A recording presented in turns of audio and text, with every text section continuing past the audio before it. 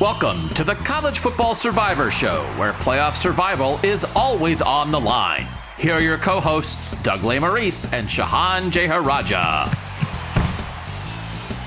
And back on the College Football Survivor Show, and it's SEC time. We did a Big 12 playoff preview on our last episode, Shehan.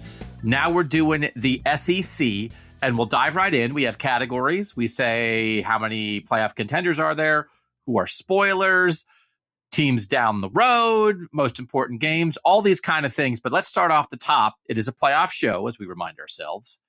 How many real playoff contenders, Shehan, do we think there are in the SEC this season? I think we're at 4. And my 4 would be Georgia, LSU, Alabama, and Tennessee. Now, obviously, Georgia is a no-brainer. They've won the last 2 national championships, and I think people expect them to be in very serious contention for another national championship. But I think you have to look at the rest of this board. First of all, I think it's not that difficult for a second SEC team to get in, even if Georgia does take one of those spots. The big question, I think, is going to be which of these other 3 teams steps up and emerges as a surefire second contender. Because 2 years ago, it was Alabama, and Alabama actually won the SEC to end up with a higher seed in the college football playoff. Last year, you had LSU come in and shock Alabama, obviously, and earn a trip to the SEC title game and have a chance to be in the college football playoff. Tennessee, if they didn't play both Alabama and Georgia, probably would have had a very good chance of being in the college football playoff. So I think that these are the 4. I can't quite get to 5. I can't quite get to Texas A&M or Ole Miss or Mississippi State or, any of these other schools that we might be thinking about. I think Florida's still a ways away, but I think that these 4 I feel pretty good about. So I want to have a quarterback conversation about this league like we did about the Big 12. We'll hold off on that for now.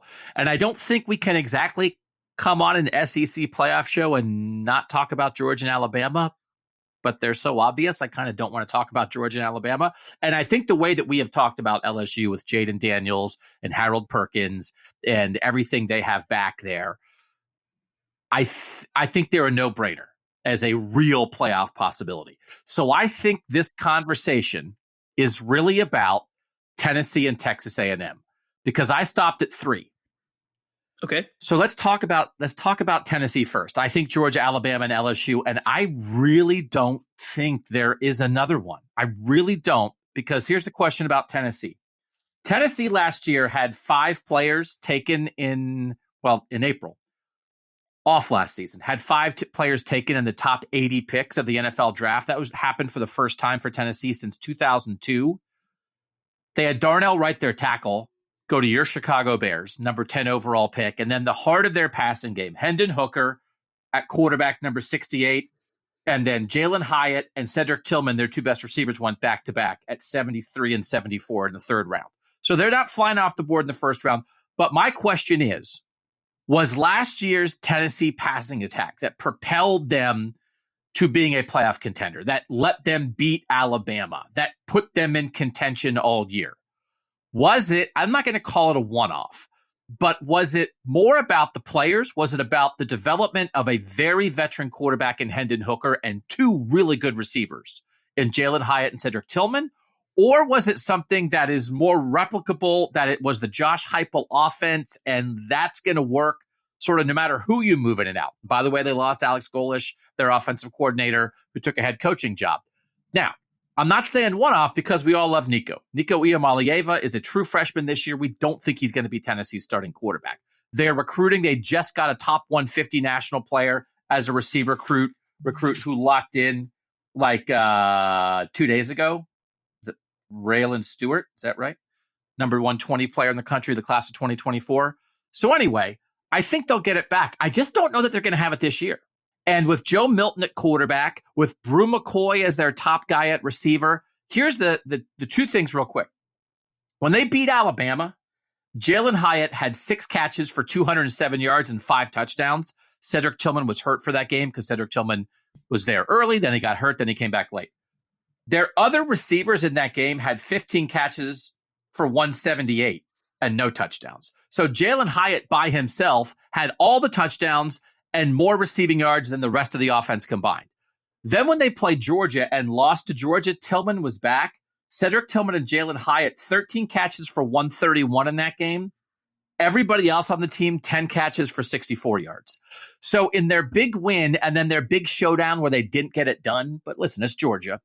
It's really Hyatt, and then it was really Hyatt and Tillman. And the whole time it's Hendon Hooker. Now, Joe Milton played well when Hooker was hurt late in the year. We get that. Played well in the bowl game. I don't think this is their year. And Tennessee has not been a back-to-back top 10 team at the end of the year since 1998-99, when they won the national title in 98 and then finished in the top 10 in 99. Finishing the top 10 last year was the first time they did it since 2001. I don't know that we are entering the Phil Fulmer era of Tennessee football. We might in a little bit, but I don't think it's just rolling. So I'm not thinking of Tennessee this way, even though they have some guys back. Ramel Caton, Squirrel White. I know you like Squirrel, right? Brew McCoy's back. They have Dante Thornton as a transfer from Oregon. I just think they're going to take a little dip, and then it's going to be Nico time, but not now. So I'm not putting Tennessee there. That's my case for Tennessee not being a playoff contender.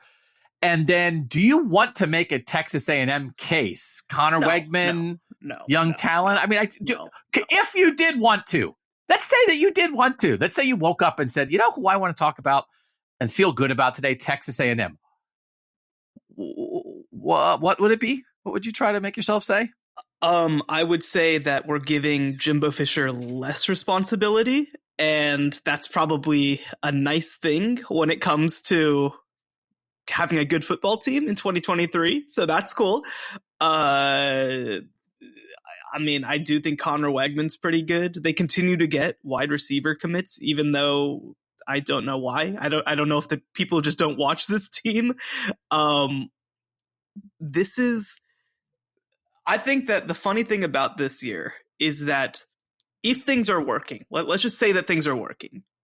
I think that this is probably like they're running the Texas a year behind, right? Texas went 5-7 last year. They went 8-5 this year and were pretty competitive. And now this year we think, okay, maybe playoff contender. I think Texas A&M, if this works out, is more that trajectory. They're more going to have the 8-win season this year. And then maybe the next year, when they bring people back, when Connor Wegman's back, when their receivers are back, then maybe we can have this conversation. There are some pieces on defense I'm excited about. I mean, we still haven't really gotten to see Walter Nolan cook, and he was rated higher than Myles Garrett as a defensive end coming out of high school. So, like, cool, I'm excited to see him. I don't think you can make the whole plane out of cool defensive linemen. I don't think that's how football works. They're going to try. I get it. I don't hate it. Back to Tennessee for 1 second. Look, in the bowl game, they play Clemson, a very good Clemson team who played basically the vast majority of what's going to be their 2023 roster. And in that game, I'll say I'm not the biggest Joe Milton believer. I kind of think that he has to be schemed up. He's not somebody who I trust to make reads and throw accurate passes. But other than making reads and throwing accurate passes, we're talking about going against one of the better defenses in college football. Squirrel White, 9 catches, 108 yards. Ramel Keaton, 4 catches, 76 yards. Brew McCoy, 4 catches, 48 yards. All had touchdowns. So I do think that this is an offense that kind of just picks a guy to scheme open. And it's been Jalen Hyatt, for example, in that Alabama game. I think that maybe this year it'll be more Brew McCoy, for example. It might be more Squirrel White. So I do think that the offense sets them a baseline. Because, for example, I think that if we're actually getting down to brass tacks and deciding what's going to happen, I think they probably lose to both Alabama and Georgia. I think they probably do. But how many losses are on the rest of their schedule? I don't think it's many. I think they absolutely could win all the rest of them with the high floor that I think their offense sets for them. And I've said it before too. I think by the end of the year, maybe Nico's the starting quarterback. I really need to practice his name because I still don't feel confident in it. And I'm the guy who's supposed to be able to pronounce names. But yeah, no. I feel like I've locked in on Nia Malieva. I feel pretty good about it. I need to practice. But, I think that he might be starting by the end of the year. Maybe by that Georgia game, he's starting. I don't think that this offense can do a damn thing against Georgia. I don't think that that's a short-term thing. I think that's a long-term thing, that what this offense is built to do and the way that it's structured can be shut down to hell by a defensive line that just smacks you up front. Like, I think that's a huge existential issue when you have defensive backs that can man up with you. But like, lots of teams are going to lose to Georgia. Lots of teams are going to lose to Georgia. So that's not like a huge existential thing. I can't remember if in 2024 they have them, but they're going to get off of playing Georgia every single year. So they're not going to have to play Alabama and Georgia the same sort of way that they have before. So I'm excited about their future. I think that they could easily only be pretty good and win 10 games with their schedule. And then it's, can you upset one of Alabama or Georgia? And that would earn you a trip to the college football playoff. I think I said Braylon Stewart. It's Braylon Staley, who's the receiver recruit they just got number 120 overall player in the class of 2024. I think it's coming. I just don't think it's here right now. And I think, and I've done this a lot in my career, trying, like you always say, the bowl season is the end of one season. It's also the start of the next season. And it's gotten more difficult because there's so many opt-outs and teams aren't really themselves in bowl season the way they used to be a decade ago. I think it's possible that Tennessee win over Clemson will be the most overrated bowl result of last year. And there will be people, and I'm not, just like, hey, because that was Tennessee, it was Clemson with Cade Klubnik, like trying to finish strong, right? I mean, Clemson was on the edge of the playoff discussion until the last week of the regular season. So I'm just waiting for more like they're not as good as Bama and Georgia. And then also, by the way, it's Joe Milton, it's not Hendon Hooker, and maybe they lose a couple games they shouldn't. Yeah. And they have a nice solid 8-4 season, and then Nico gets them in the playoff in 2 years. I mean, again, though, where are the 4 coming from? I can see where 2 are coming from. I just think that Tennessee heading into this season might have set itself apart from the rest of the conference. Because you look at their road games specifically. They're at Florida early in the season. I kind of think Florida's a mess. I'm really concerned about Florida. At Kentucky, I think Kentucky's going to be pretty good, but I think Tennessee should be better. At Missouri, I mean, I feel like I'm pretty clear about my Missouri opinions, and they're not positive. And that's their entire road. And then at Bama, of course. But that's their entire road slates. That's the kind of thing you do with good teams, right? It's like, well, who's going to beat them? And when you have like a good, but maybe not quite consistent, not reliable, not sure thing team, you just lose because you lose. You just lose games where you're favored because you aren't flawless yet. So that's just where I am. I'm not going to pick it out, but if I had to put a number on Tennessee regular season wins, I'd probably say 8, just because I think Joe Milton, and you lose a Biletnikoff winner, and you lose a top 10 offensive tackle, and I don't know that they're going to replace those guys. You make a good point about picking the guy to scheme open. Jalen Hyatt, in his first 17 games, his first 2 years in college, had 0 100-yard receiving seasons, and he had 5 last year. So it's like, okay, well, I don't know. Jalen Hyatt wasn't Jalen Hyatt until last year, and Brew McCoy has been around forever. Their top 2 receivers this year are both going to be fifth-year guys. So it's guys who have been around and kind of been waiting for their turn. So maybe there is something there. I thought Hooker was maybe going to go in the first round. I just thought what Hendon Hooker did last year, and I know he was dude's old. My age, man. He's not going in the first round. I just thought there was a lot of that was him. And so I just think this is a transitional year. And Joe Milton, I think, can keep them from falling off a cliff, which is if you're trying to build something, you can't fall off a cliff. But I'm not going to go from Hendon Hooker and the way he played last year to Joe Milton and be like, no, I think they're a double-digit win team. That's probably enough on Tennessee. It's probably enough on Texas A&M. You're going to stay with 4 playoff contenders. I'll stay with 3. So let's talk about a spoiler. Who could be the team that wins a game that spoils somebody else's playoff chances? And I'll tell you, I zeroed in on 2 teams here because there are 2 teams that play all 3 of Georgia, Alabama, and LSU. And it is Ole Miss and it is Auburn. So of those 2, the spoiler team I picked was Ole Miss because Spencer Sanders is a million years old. And Spencer Sanders has made, I did my whole quarterback thing. Again, I thought the quarterback stuff in the Big 12 was nuts. The quarterback stuff in the SEC is just as nuts. Spencer Sanders has 42 career starts. And when a guy who's that veteran who was viewed as maybe the best quarterback in the Big 12 when he was at Oklahoma State before he's transferred for this final year. Can that guy on one Saturday beat Georgia or Alabama or LSU? Think it's possible. So what do you think of Ole Miss as a spoiler, and who'd you have as yours? I think Ole Miss is a decent spoiler. The thing that you have to like about Ole Miss is obviously that they are a little bit of a chaos thing when teams are rolling. I think Spencer Sanders, I'm going to take some issue with him being labeled the best quarterback in the Big 12 last year, but he's somebody who's been around, and he's somebody who can go out and win a game or two, right? It's the 12 to 14 game consistency that we don't always see from him, but any given Saturday, he can go out and do something special. And it's at Alabama early in the year, September 23rd. The very next week they play LSU at home, and then they get at Georgia in November. So I think it definitely is a situation where they're set up pretty well. I'm a little lower in general on Ole Miss in terms of their upside.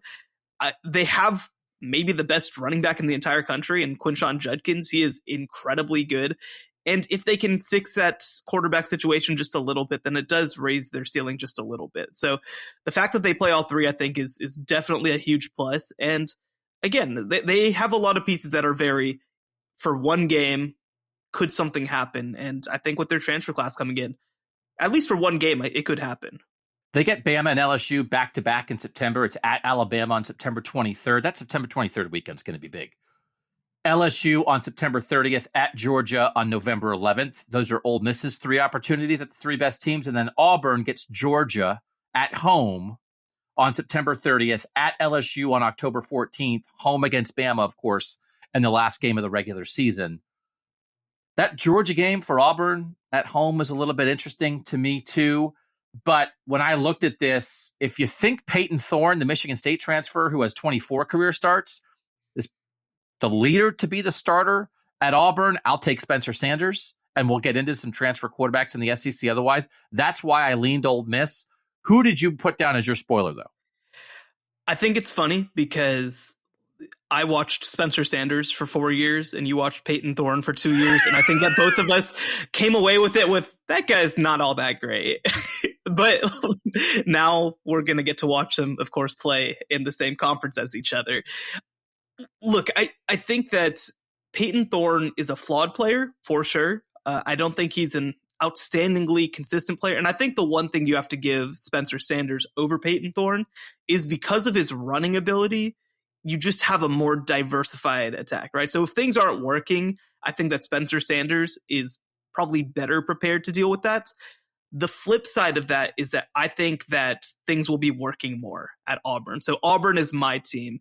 I think that you have to look at a couple things. First of all, just in general, Auburn's a chaos team. That's just what they do. And then they got one of the most chaotic humans in college football to come coach them in Hugh Freeze. And nobody understands the value of winning one of these games more than Hugh Freeze. He made his career quite literally by beating Alabama in consecutive seasons. And now, despite everything that's happened, he's obviously an SEC head coach again. The other thing you have to they get two of those games at home versus Georgia September 30th, versus Alabama on November 25th in the Iron Bowl. At LSU, October 14th. But the good thing about that is that they have a bye right before that game as well. So again, it's a one-time thing. And actually, even that Alabama game, the week before that, they get New Mexico State. So they're going to have time to prepare for these games. They're going to have opportunity. I think that, look, the Brian Harsin situation at Auburn was so weird for so many reasons. Just not a fit, was kind of being sabotaged in a lot of ways by people who weren't fans of his program. Obviously I think some of the administration didn't back him the way that they truly needed to. But now they've got a coach coming in who, I'd almost make the comparison in some ways to like whenever Steve Sarkisian came in at Texas. And the administration was like, this is our guy and we're living or dying with this guy. And they're going to figure it out one way or another because he's going to be that guy. And you see they bring in a top 4 transfer class this upcoming year, including, like you mentioned, Peyton Thorne, who is flawed, but oh my God, look at who started for quarterback at Auburn the last 2 years. It's been one of the worst quarterback situations, I would argue, in the Power 5 over the last 2 years. Well, now they've got their guy. He's going to be the guy. They've got, I think, a pretty good receiver transfer class. They have some really exciting guys. Didn't Caleb Burton end up at Auburn? Do I have that right? He did. The Ohio State receiver transfer. Yep. So I love Caleb Burton. I remember him as a high school recruit, just a super talented player. And he's not the only one. They've got some other really good transfers coming in as well. The roster is more talented than how they've performed for the past 2 seasons. No question about it. The vibes are good at Auburn. I think that is a legitimate thing, right? That people are kind of on the same page.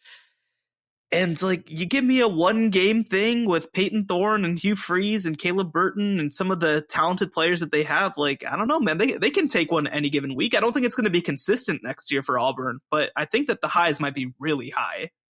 Peyton Thorne, I think everyone expects to win that job. As you said, Robbie Ashford coming back at Auburn will still be in that mix in August to try to win that battle. But I do want to talk more about all the weird quarterback situations in the SEC. We'll do that next on the College Football Survivor Show.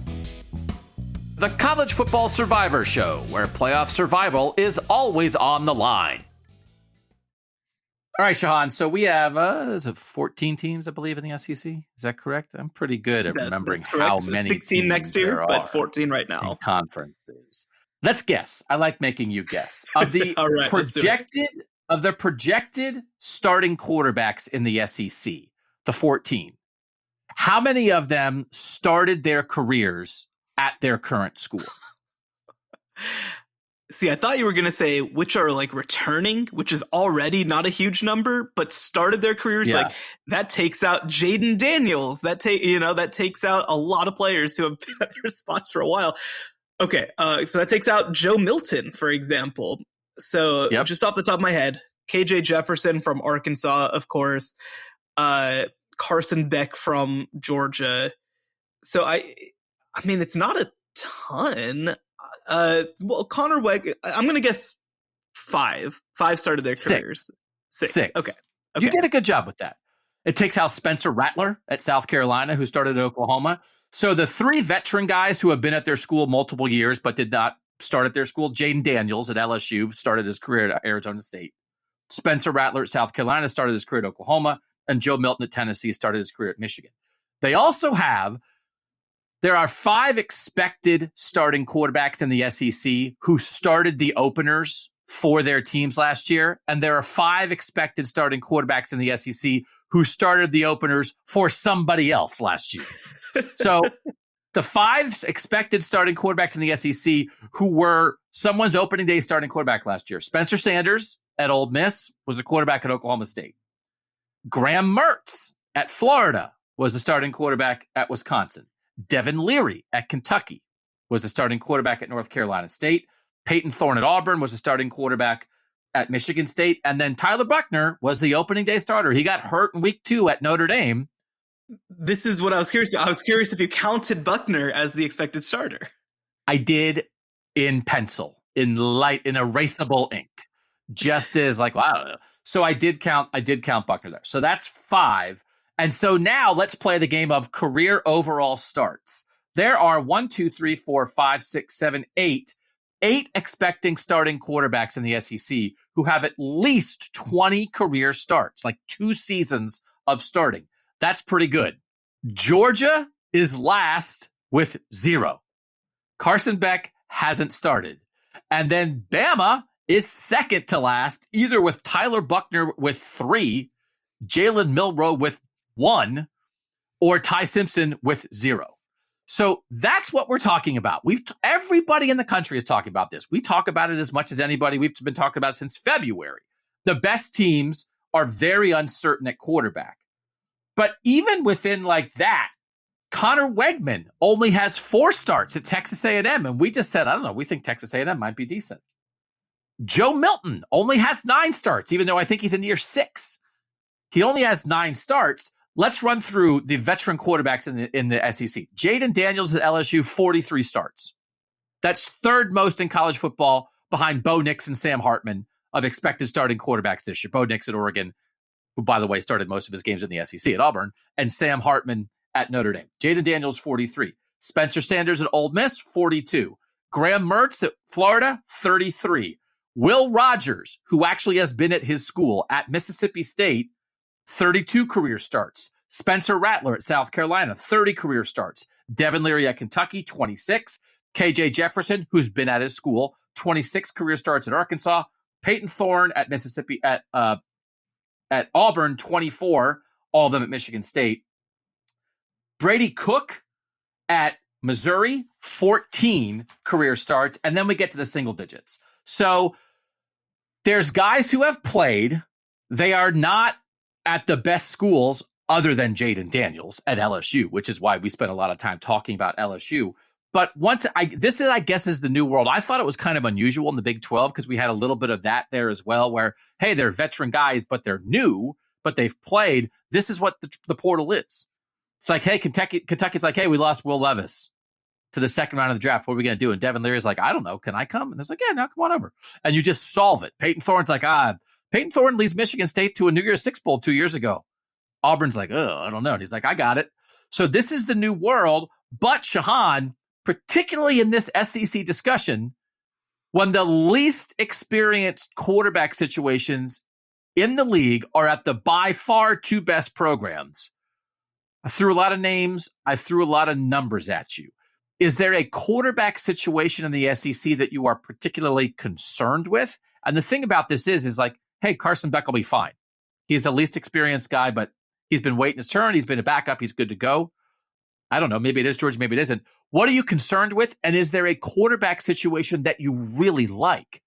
That Will Rogers at Mississippi State or KJ Jefferson or Graham Mertz coming into Florida? What do you make of these names and numbers? Not that I was trying. I'm trying because I haven't. I've said on this podcast. I've said on every podcast. What if Graham Mertz is good? What if Graham Mertz is good? Yeah, Jack Cohn ain't walking through that door. I think for me, the one that I'm most concerned about is obvious, and I think it's shaped a lot of my offseason picks and coverage and playoff picks, all this sort of stuff. What the hell is going on at Bama, man? Like the fact that they brought in an offensive coordinator and said, here are two quarterbacks. They're both really highly rated. One of them has started a game for us before and played significant snaps. Another was a 5-star player. And they had to bring in another quarterback via the transfer portal post-spring.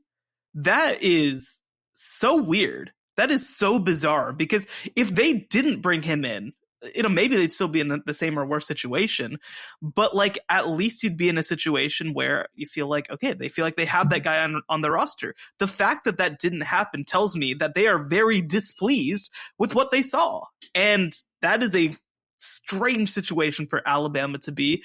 You mentioned Tyler Buckner's your expected starter. Obviously, he worked with Tommy Rees before.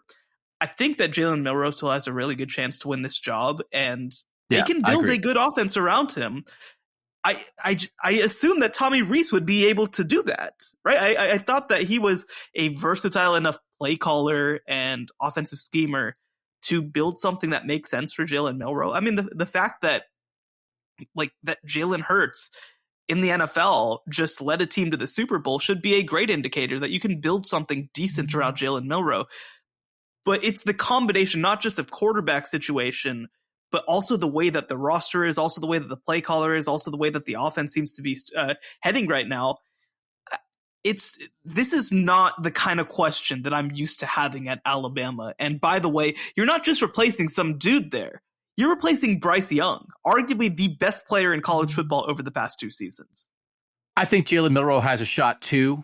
It's just imagine, we just named all these transfer quarterbacks. What if Spencer Sanders or Devin Leary, especially, I won't make you do Graham Mertz, but what if Spencer Sanders or Devin Leary had transferred to Alabama? Would we be, Devin Leary is like, we'd be like, oh, he's Devin Leary. And he's at Kentucky. And he probably would be the way things went in the spring. And I think in the end, right, it's the spring quarterback battle at Alabama did not go as well as Alabama hoped or anticipated, which is why they wound up in the portal. If they knew what they would have seen from Ty Simpson and Jalen Milroe in April, then maybe Devin Leary would have been there. But if Devin Leary, who's going to be Kentucky's starting quarterback, who when we did this a year ago in the ACC, we were talking about all the quarterbacks in the ACC, and Devin Leary was near the top of that list as we talked about NC State as a dark horse contender. If he was in Tuscaloosa, it'd be like, oh, they're fine. Yeah. I think that Devin Leary would be a really good quarterback at Alabama. I mean, even I think you can look across the conference right now. What if Max Johnson, who started some games at Texas A&M last year, was in Alabama, right? Like, I think the thing that obviously you're trading off is these guys clearly have more upside than some of the guys that we're naming, but like the downside is so much lower. If you just had somebody like Max Johnson, if you just had somebody like one of the other Ole Miss players, for example, right? Spencer Sanders or anybody else. Like, there are so many programs right now that have more stable quarterback situations. And don't get me wrong, somebody's going to start for Alabama. By the end of the year, they're probably going to be pretty good. Like, they're probably going to be fine. But heading into the year, I mean, where are you ranking Alabama's quarterback situation? Like, I feel like you have to put it like 11th or 12th now. I mean, we're talking like, obviously they're in a better position than Vanderbilt, but like not much else. It's a really tough situation for them, and we're not used to seeing them in this kind of situation.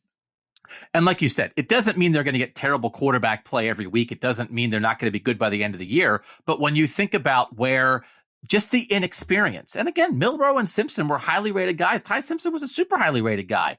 But with a young quarterback, and if you didn't feel like you saw it in the spring, it just opens up the possibility of somebody threw 3 picks against Texas and Alabama lost.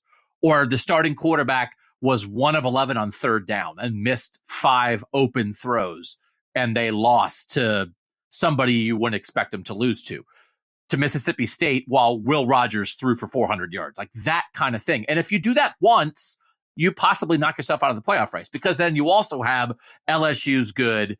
If you get to an SEC title game, Georgia's going to be good. You're just going to have other things where you might play well and lose. And if you throw in the quarterback lost us a game, that could be it.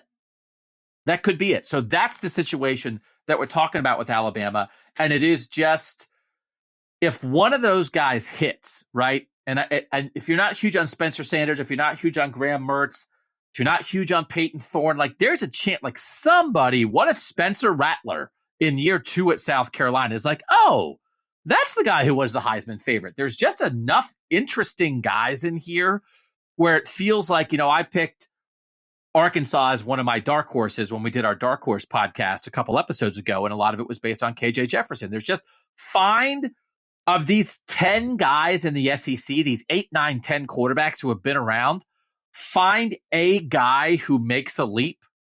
And in a world where we're not talking about guys like that at Bama or Georgia necessarily, you can change the complexion of this conference very quickly.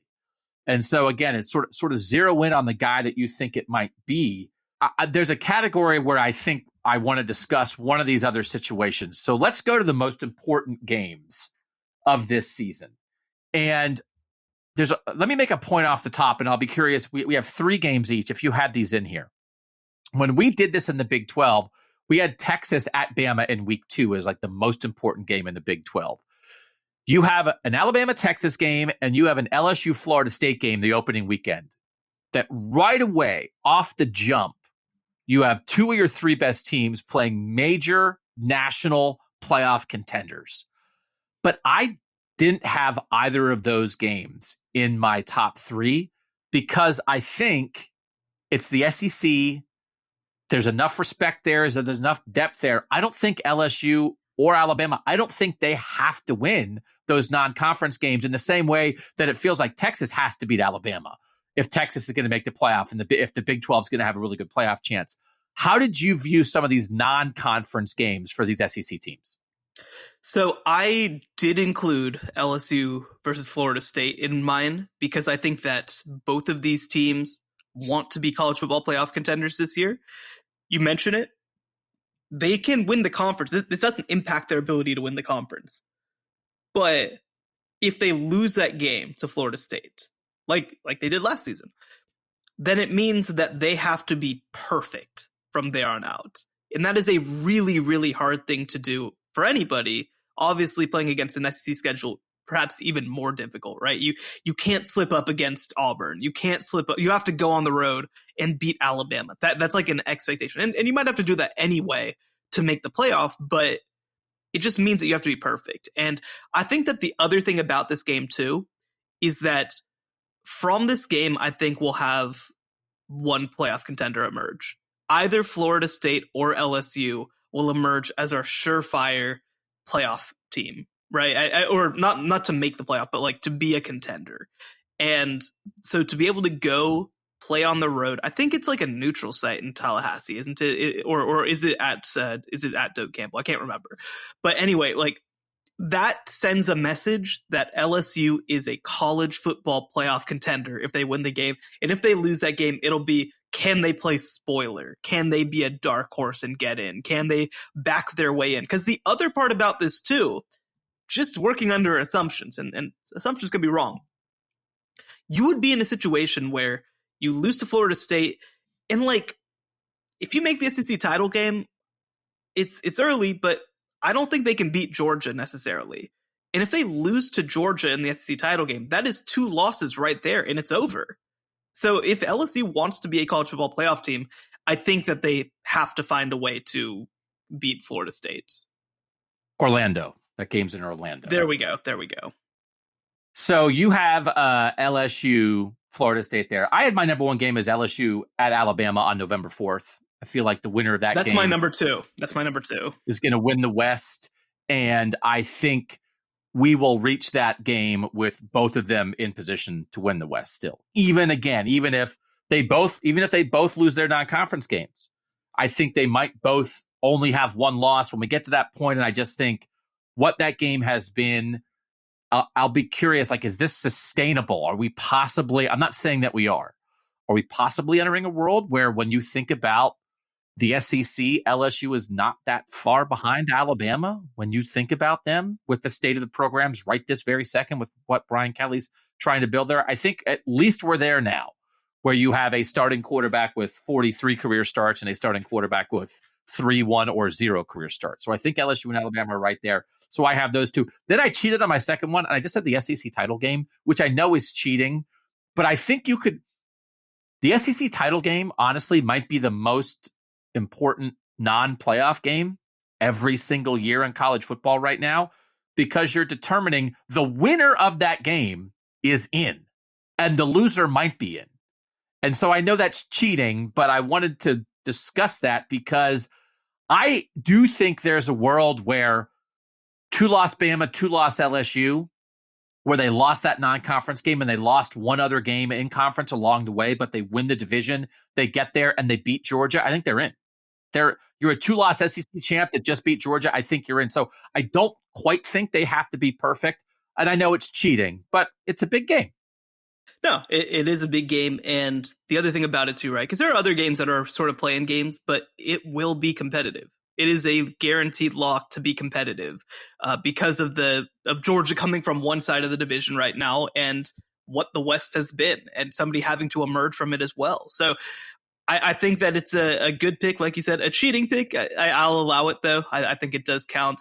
And another thing, though, to be excited about is that starting in 2024, we are going to be in a situation where tons of these title games are this sort of thing because more conferences are going to go to 1v2, right? The Big Ten's title games have been a joke since they moved to these divisions, right? Like, it's been a joke. Well, now, maybe you get the rematch, maybe you get Penn State, Ohio State, maybe you get Michigan, like it's going to be a much better game. The ACC is moving to that this year. We might get Clemson, Florida State in the ACC title game. So, but this is like the last year that we are just saying like the SEC title game is on another level and whoever wins that game is going to the playoff. It's a stone cold lock. So I like that pick. Who else? What other games do you have in your top 3? So like we've talked about, I have Tennessee still in my 4 playoff contenders group. So that Georgia at Tennessee game late in the year will be pretty interesting for me. Again, I'm concerned. I'm concerned that Tennessee plays a style of football that Georgia can just eliminate. And maybe it's the case, maybe it's not. I think this will be a really important game to tell me whether or not that's the case. Obviously, if you are Tennessee, I think you probably wish that you got Georgia a little earlier in the year so that you'd have an opportunity to maybe play against an inexperienced quarterback in his first big game, which, by the way, this is still kind of Carson Beck's first real game because Georgia's schedule gives him a lot of opportunity to ramp up. So Nealon's going to be popping that night. It's going to be a fantastic game. Again, I'm a little concerned about whether Tennessee's going to be able to move the ball, but it's probably also not fair to just eliminate that possibility because of what happened last year, right? Because Georgia, we've talked about, might not be exactly what they are defensively over the past 2 years this upcoming season. So it'll be a good game. I think that obviously this is a game that will decide the SEC East crown. It's the last conference game that Georgia plays before they play Georgia Tech and then go to the SEC title game. So that's the only place along the way that I truly think that Georgia could potentially slip up. I also had that game for the same reason. And we've talked about Georgia. Everyone knows Georgia's schedule is so easy. A game that I thought about, and then it's like, why would I do that? Georgia played South Carolina in week 3 last year, and I can remember thinking going into that game, hey, maybe, I don't know, you get them early, like this whole kind of thing, Spencer Rattler, and they blew the doors off South Carolina. They beat South Carolina 48-7, and Spencer Rattler threw for 118 yards and 2 picks. South Carolina gets Georgia in week 3 again this year, and it's like, hey, Spencer Rattler, get Georgia early. And I'm like, what am I doing? Like, why would you go there? So, like, good luck, Shane Beamer. But like they competed like a FCS team against Georgia last year. So yes, maybe they learned from that. But when you're trying to find a Georgia game for a list like this, it's got to be the Tennessee game. Any other games that you had in there then? I'm gonna save my next one for an off the radar game. All right. So off the radar, we're looking for an off the radar game that isn't quite to this level, but that could matter. Go ahead. What do you have? So I'm going to take it back to Auburn. That game on September 30th, Georgia at Auburn, is just one that could get a little spicy, right? Because I don't think that you can beat Georgia with like pretty good line play and scheming guys open. I don't think that works because Georgia's defensive backs are so good that they can man you up and take it away. And by the way, a significant amount of my perspective of Tennessee does come from the fact that obviously I covered Art Briles Baylor in the mid-2010s and I saw what they struggled with and what teams were able to do in limited ways to be able to take that stuff away. And I don't think that Tennessee at this point has created that counterpunch. That could change. So I'll be keeping an eye on it. But Auburn, I think, just has a couple more individual talents who can win one-on-one matchups. And I think that they've got a more diversified offensive style, I guess you could say, right? You don't know necessarily what to expect the same way from Auburn, the same way that you do from Tennessee. And I think that can be tricky to play against early. Obviously, we've seen that Hugh Freeze has really, really addressed the offensive line position in the transfer portal. I think that between transfers and high schoolers, they brought in 9 new offensive linemen to their roster this upcoming season, which is quite an indictment of how he felt things were going under Brian Harsin. But I think that they're just a chaos team, right? They're just a chaos team. They get them early, which I think is like, you have to get Georgia early. You can't wait for Carson Beck to figure things out because when Carson Beck figures things out, it's going to be pretty scary. Georgia opens UT Martin, Ball State, South Carolina in week 3, but that's at home versus UAB. Shout out to Trent Dilfer, that an FBS head football coach. Oh, boy. But then they go to Auburn, and that's their first road game. Carson Beck's first over road start. We're obviously assuming it's Carson Beck. It could be Brock Vandegrift, but I think we're kind of assuming Carson Beck. So first road start for him, first big game, first tough environment. It's going to be a unique opportunity for Auburn, and again, I just keep coming back to it. Hugh Freeze knows the impact of winning big games as much or more than maybe any coach in college football. Because, by the way, the dude finished like 500 in conference at Ole Miss. Like, he was not this like master. Yeah, he finished 19-21 in SEC play across 5 years at Ole Miss. But he beat Alabama twice. We all saw it. He beat Alabama twice. It was awesome. And that's enough. That's enough for him to build his reputation. And if he's able to beat Georgia, I think it'll mean as much or maybe even slightly more than beating those Alabama teams. I like that pick. I have another get 'em early game for my off the radar game, and it's LSU at Mississippi State on September 16th in week 3. This will be Mississippi State's first SEC game since the death of the late great Mike Leach. Mississippi State did win its bowl game against Illinois last year after Mike Leach died on December 12th. It was kind of a weird game. It was 19-10. They scored 16 points in the fourth quarter to win. They have 2 games before this, including both home games. This will be their third home game of this season, Mississippi State. They play Arizona. That's a real team. But this is the first SEC game. And Will Rogers, with all his experience, he forever will be Mike Leach's last quarterback. And LSU will have played Florida State in the opener. They have a lesser game in week 2, and then they're coming in. Mississippi State's first 2 games are on the SEC network. This is a noon kick at Mississippi State on ESPN. And I think there is going to be, not that there won't be in the opener, not that there won't be in every home game, a lot of emotion around Mike Leach and his death. But I think that this is going to be the week where ESPN comes in and they're going to blow that out. Everybody's going to be, it's going to be a sort of a re-remembrance, I think, on a national scale of Mike Leach and his influence on college football and his personality and how much he mattered to the sport.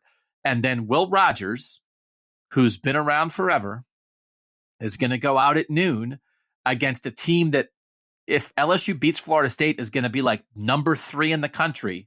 And he's going to go out and try to beat him for Mike Leach. And so emotion matters. Emotion matters. And I can just see maybe some things coalescing here, and that Jaden Daniels' veteran nature is a big plus for LSU. Mississippi State is one of the SEC teams that can match that, SEC teams that have a veteran quarterback in the same way. And so I think there's going to be a build-up to it at the very least. And then, like, if they deliver, people will talk about it forever. Because I think this will be what is on people's minds. So because there's multiple factors at play here, I think college football is going to be talking about this, especially if LSU is as good as we think. That even if they lose to Florida State, I think they'll look good in losing to Florida State. LSU will still be a playoff contender going into that game. And then Mississippi State's going to try to win one for their old coach. No, it's a good pick. I think that all the off-field stuff is absolutely correct. And when I look at the, I guess, sort of top 3 contenders, like, I think that obviously Tennessee's maybe half a step below. LSU's the most flawed, I think, in terms of, maybe most flawed isn't fair. I think that they are a team that is extremely well coached, extremely disciplined, but they're not necessarily overwhelming right now. I don't think that they're just doing things that nobody can touch, like maybe Georgia's doing right now. And so I do think that there's an opportunity, like you mentioned, in that first road game at Mississippi State. It's going to be a tough environment. It's going to be a lot of off-field stuff, like you're mentioning with the Mike Leach situation. So I like this pick, but I will say you did gloss over something. So LSU plays Grambling State in week 2. Do you know who the head coach at Grambling State is? Is it your friend and mine, Hugh Jackson? It is Hugh Jackson. So they're going to go beat an NFL staff in week 2. I don't know. That is that's no guarantee. You only brought that up because Hugh Jackson hates me, right? Is that why you brought that up? I mean, it's not a surprise. Oh, yeah. Like, how after the tenure that Hugh Jackson had with the Cleveland Browns, like, what's the pathway to him liking any media member who's just literally writing down what's happening in front of him? So just to be clear, there are certain things that I do attempt to claim in my career. It's been a spotted record. So when I have something, I do want to try to claim it. I asked the question that made Hugh Jackson jump in the lake, because they went 1-15 and he said, this isn't going to happen again next year. And I said, what if it does? And he said, I'll jump in the lake. And then they went 0-16. I did not realize that was you who asked the question. And he had to jump in the lake. So he hates me. And there was once upon a time where he was saying that he was going to write a book. And I was like, I think I'm going to be in a book, because I was so excited. Because I would just go to Brown's news conferences and the things that Hugh Jackson and I discussed in public news conferences that made him. I mean, I'm standing up for football fans who are watching this guy drive their team off a cliff. So I'm there for the fans. Anyway, I did not mean I am the last person who wants to gloss over Hugh Jackson. So my apologies. Well, come on down to Baton Rouge, and you can go watch a great football game. I can't wait. Hugh Jackson versus Brian Kelly. It will be a peak for me. That's wild. When we come back, we'll dig in on the playoff next on the College Football Survivor Show. The College Football Survivor Show, where playoff survival is always on the line. All right, Shehan, I'm trying here. We have a category, who's not a playoff contender now that will be 5 years from now. And you and I were so excited when Billy Napier got the Florida job. We were like, man, we think LSU maybe should have hired this guy. And then I don't know what to think anymore. Florida does have, at the moment, the second-rated recruiting class in the class of 2024 in the SEC. Can I give Florida as my answer for someone who's not a contender now, but will be in 5 years, or is that ship sailed? No, I don't think the ship has sailed. I will say the conversation around Billy Napier, I feel like on both sides has gotten a little insane, right? There's people who are like, this dude's a failure, this dude sucks. And obviously I don't think that's true. There are also people who say there's no reason that you should have to worry. He said it was going to take time. And my response was, he said it was going to take time because they need to recruit and rebuild the roster. And then he pulled together a recruiting class that was worse than any of Dan Mullen's classes. So like, and then by the way, in the transfer portal, look for a quarterback. You mentioned the University of Kentucky is starting, a really good player, and like they got Graham Mertz. Like, come on, man, come on. You can't tell me that that's not concerning at least a little bit. I am relieved that Billy Napier had the June that he had from a recruiting perspective. He's kind of righted the ship in a lot of ways. And the fact that recruits are still kind of buying into and believing his long-term vision, I think makes me feel honestly a lot better about where the program sits right now. The thing that's tough, not just about Florida, but about all of these programs, because this is the most bizarro pick for me because of what I've said about this man and this program. I think I'm going to go with Auburn because I think that out of the non-playoff teams, they are the highest ceiling. I think that they're the ones who can reach that level. I've also thrown so much dirt on that program in the past couple of months because Texas and Oklahoma are about to join the SEC.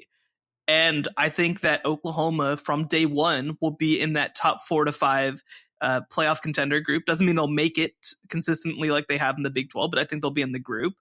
Texas, I think, is an off chance every so often, right? And somebody's going to have to fall down. And it's probably going to be one of Auburn or Florida, or it could be Texas, or it could be Tennessee. Like, somebody is going to be a 500 team at best. And I don't know which team that is as yet. And it's going to get even worse when they move to a 9-game schedule. So I'm going to go with Auburn. I think that they will be a playoff contender. I also think that it'll probably end with a couple of seasons of like major flameouts. But the ceiling is just so high. They're doing a great job on the recruiting trail. They're just kind of built to do it right now. Although, I guess the other complication is that they still have to play Alabama and Georgia every single year. Anthony Richardson got into the draft and everybody in the NFL was like, we've never seen anything like this. And the 2 years that he played at Florida, they were 6 and 7 both years, and his coach got fired. And I know he was injured, and it was like, that's the hard thing. They have DJ Lagway as a pretty big quarterback recruit in the class of 2024. But you look at, you just had Anthony Richardson, who people think might revolutionize the quarterback position, and you had losing records consecutive years with the old coach and the new. And he was hurt. Well, no. If it helps, that's definitely not happening. Anthony Richardson is not going to be a great quarterback in the NFL. But it's, for real? You're not in on the Anthony Richardson, huh? I mean, I think that there's a pathway to it, but it involves him being something that he's never been before. And evolving in a way that he's never, like, it would take a Josh Allening, and like, I don't think that we can sit here, which by the way, actually, Craig Bowl actually had good seasons with Josh Allen at Wyoming. They actually were pretty good. But like, I don't think that anybody looks and is like, that's all you got out of college Josh Allen, because like Josh Allen wasn't good yet and became good later. I think that if Anthony Richardson works out, like that's how we have to look at it, man. Like he completed like 53% of his passes last year. He was not very good. And as a college football player, independent of his status as a draft prospect. But regardless, I think that what you say is right on, which is I don't think that one really good quarterback commit is going to save this program. And so they've done the thing of stacking talent, and I at least feel better about that. All right, Auburn and Florida are teams, playoff contenders 5 years from now. How many teams is the SEC going to get in this year, the last year of the 4-team playoff? And I will say, I do think I have a particular vision. My problem is I have talked about Florida State and LSU as I think 2 of the 5 best teams in the country, and they're playing in the opener. So I'm trying to like position myself for like, well, could they still both get in? And I don't think it's impossible. So I don't want it to be, I don't want that Florida State LSU opener, which I love. Those are the games that college football should have all across the country in September. Hopefully in the 12-team playoff, we'll have even more of those. We should not be knocking teams out of the playoff race because they played a top 5 team in week 1 and lost. So I like Florida State so much for now, and it is in the state of Florida. For now, I think Florida State's going to win that game, but I don't want to give up on LSU.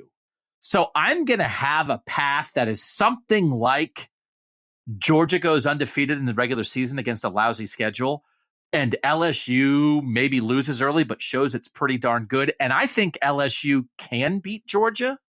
So I'm saying I think there will be 2 SEC teams in the playoff this year, because I think it's quite possible that Georgia is going to be undefeated and then lose the SEC title game to somebody and get in anyway. And that's my path. So my pick, even though I think the ACC has a good contender, I think the Big Ten has a chance to get into. I think the Pac-12 is going to have a good contender possibly. You're running out of spaces. I'll still pick 2 for the SEC, even though that has not been the norm in the 4-team playoff. What's your SEC number? My number is 1. I think that the fact that Georgia maybe is such a dominant SEC team that's maybe ahead above everybody else makes the case for everybody else just a little bit less, more tenuous rather. It would take LSU beating Georgia in the SEC title game, and I don't see that as something that they're capable of right now on July 5th. That might change. Look, LSU was really good last year, and they should be even better this year. And Brian Kelly, I've mentioned it before, is one of the more underrated coaches, I think, of the past 10 years in college football. And so they will get, I think, to not just playoff caliber, but national title caliber.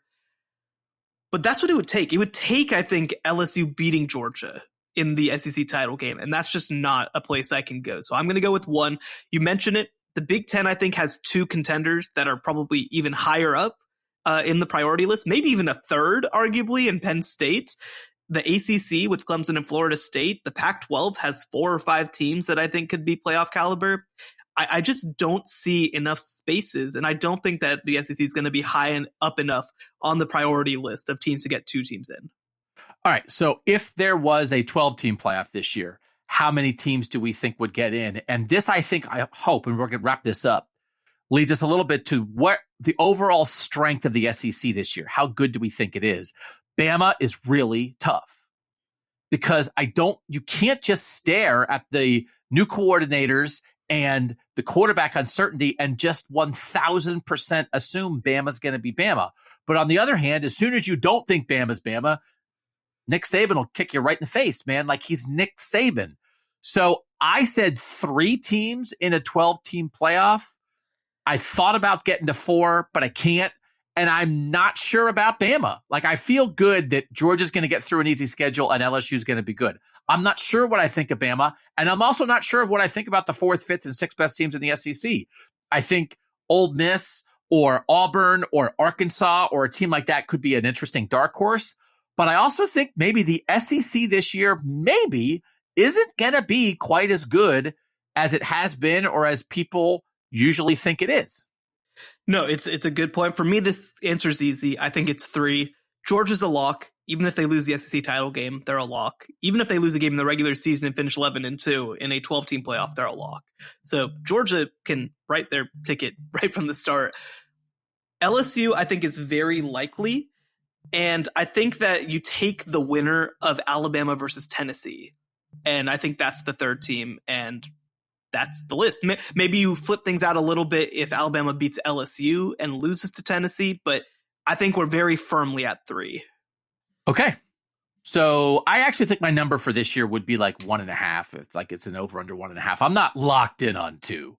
But I just like LSU so much, and I don't want to give up on them. And Georgia's Georgia, so that's why I got the 2. Okay, that's our SEC preview. We'll hit the ACC, we'll hit the Pac-12, we'll hit the Big Ten. Those are coming up later on the College Football Survivor Show. Go back and listen to our Big 12 show. For now, make sure you're reading CBSSports.com for Shehan. For Shehan Jeyarajah, I'm Doug Lesmerises, and that was the College Football Survivor Show. The College Football Survivor Show, where playoff survival is always on the line.